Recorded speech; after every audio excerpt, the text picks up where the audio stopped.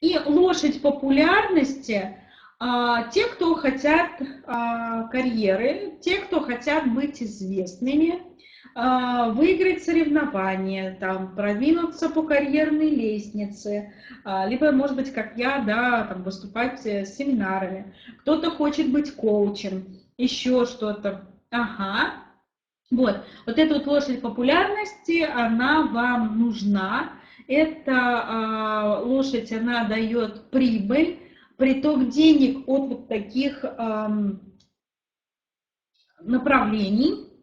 Обязательно ее нужно иметь либо в кабинете, либо у себя дома, там, где вы чаще всего находитесь. И желательно это гостиная, если таковая есть. И вот там тоже есть защитные мантры, там есть разные сакральные символы, и данная табличка будет вам очень сильно помогать.